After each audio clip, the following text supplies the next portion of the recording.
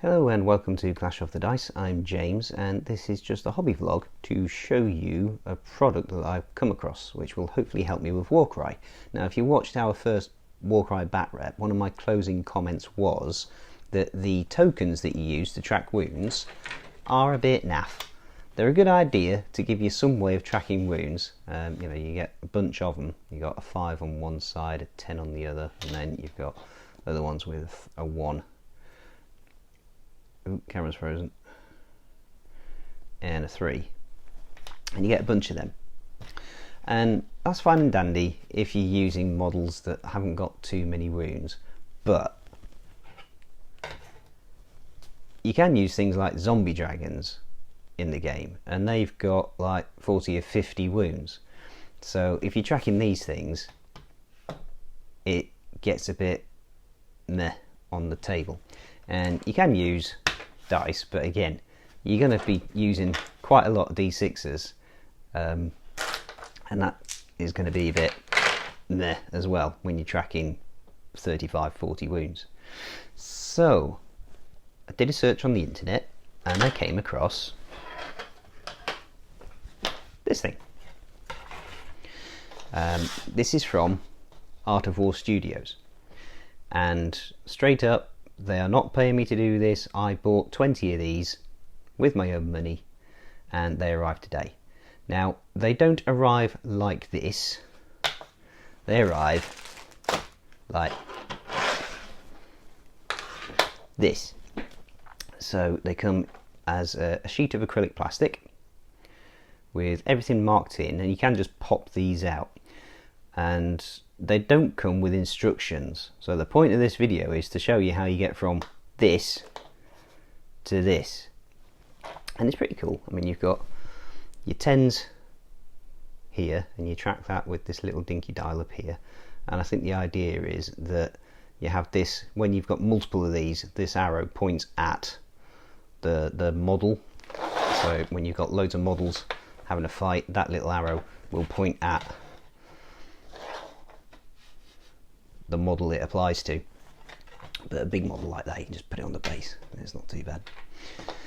And yeah, so you got a little dial that monitors the 10s, and then you've got another dial which monitors the units.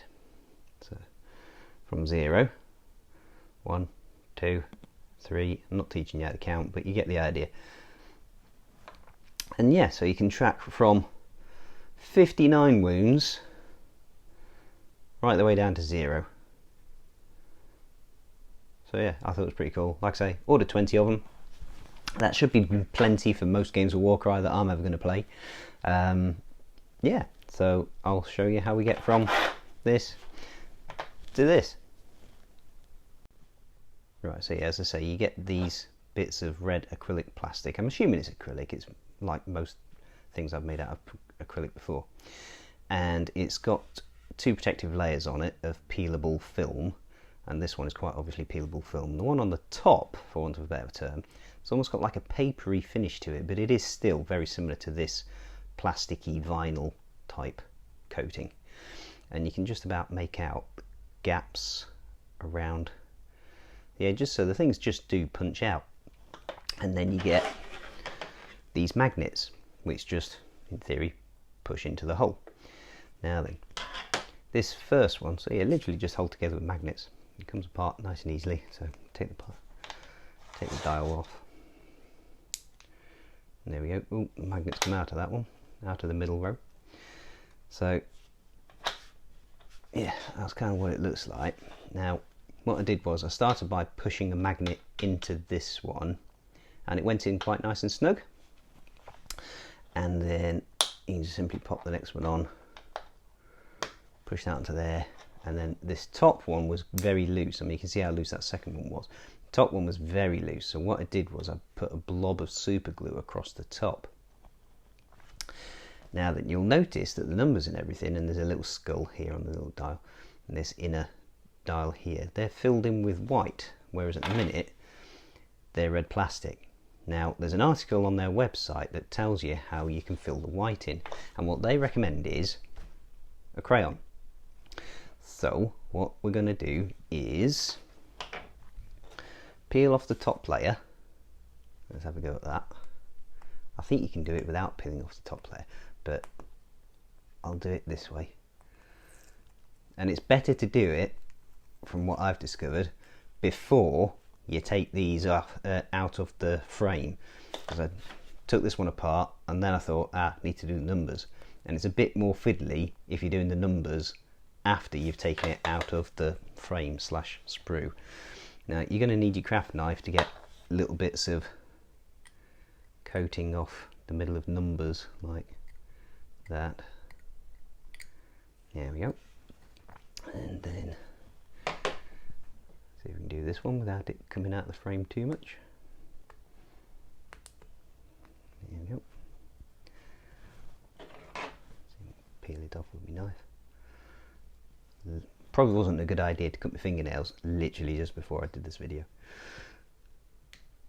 There we go.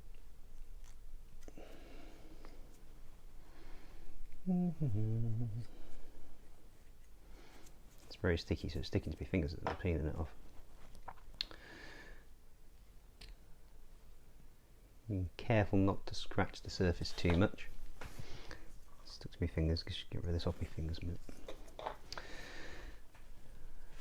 Then, yeah.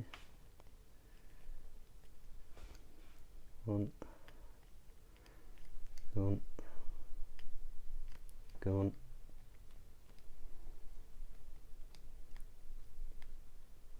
Gone.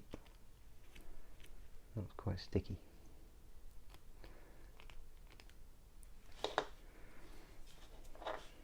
Couple more little bits.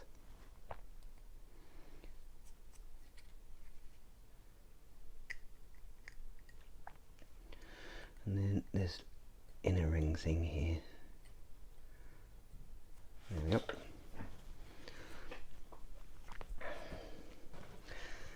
But yes, like I say, there's no instructions on how to put these together, but there are instructions on there because they do a big range of acrylic counters for loads of different games, and this is specifically in their Warcry section. But yeah, they show you ideas of how you can fill the numbers and everything in for any of the tokens, but there's no instructions on there of how to actually build this. And what you do to fill the numbers in, you get your crayon and you go backwards and forwards across the thing. Helps if you go across, almost like perpendicular to the majority of the shape that you're doing. So I'm going crossways, backwards and forwards, and up and down, and that just fills in the recesses where the numbers are. Now you can leave this covering on and use it as like masking, so that you can paint the numbers if you wanted to, but this is so much quicker and easier. You don't have to wait for the paint to dry. It's great.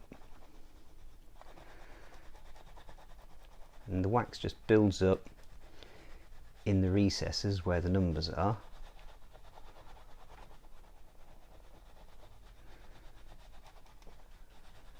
There we go.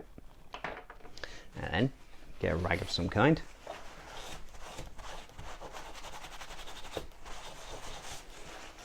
And almost polish the excess off. There you go. White numbers. That's really cool. I like that. And then you can just simply pop the things out of the frame.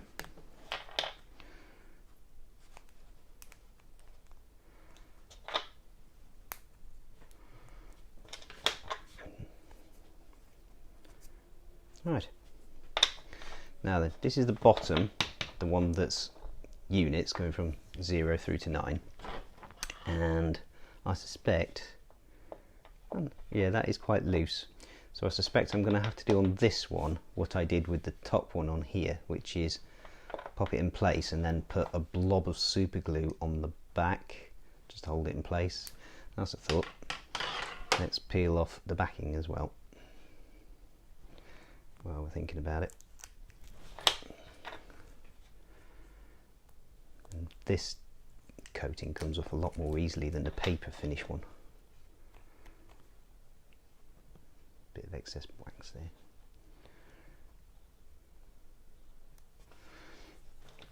And I also had a happy accident on this one, because when I was gluing the this magnet on, it actually protrudes through ever so slightly.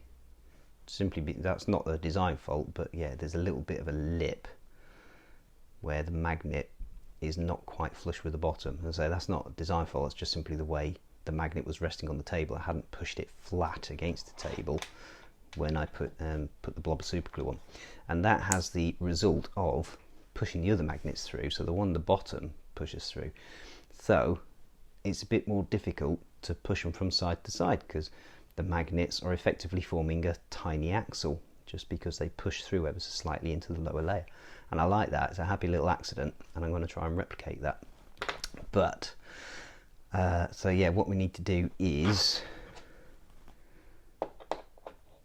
yeah, that is quite loose, get a blob of super glue onto here.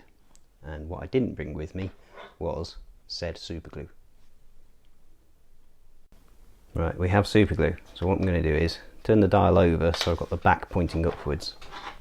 Now, it doesn't matter at this stage which way round the magnets go in terms of polarity. We're going to pop a magnet into the back, get some super glue, and just run super glue around when it comes out. There we go. Draw a bead and let that dry. I want that to thoroughly dry before we do anything else, because we don't want to go sticking the layers of the dial together. So while that's drying, I'm going to colour in some more of the other dials. Right, so I've just coloured in one more, and this super glue should now be dry. Oh no, not quite. Sticking my fingers together. So just try and wipe away the excess.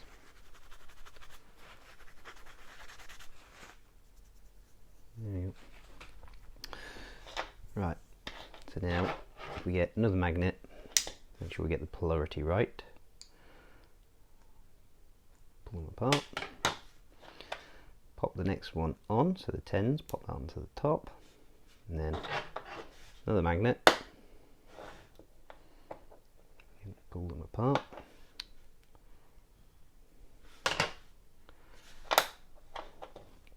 Pop the top dial on, and that is a bit loose, so that's spinning around the magnet rather than the magnet spinning. So again, I'll put a tiny dot super glue on the top of there.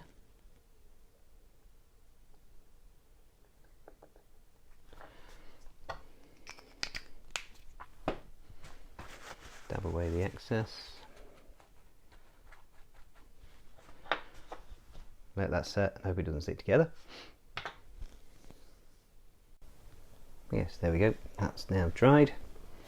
So now top dial turns, bottom dial turns. And there you got another wind marker. And I've done another one as well. So there we go. I just got 17 more to do. But yes, that's those. I think they're really cool. Looking forward to trying them out in the next game, which we're hoping to film this weekend. And yeah, give them a look. That is Warcry wound counters from Art of War Studios. So yeah, give them a look on Google. Like I say, they're not paying me for this. I just bought them. I thought they were cool. They're supposed to be for Warcry, but equally, as I say, you could use them for Chaos Knights, Imperial Knights. Yeah, much better than trying to keep track of that lot. I don't know about you, but my 6x table gets a bit rusty at times, and less finicky than these things, because yeah, they can be difficult to pick up. Yeah, give them a look. So thank you for watching. Until next time, continue to like, comment and subscribe, and God bless.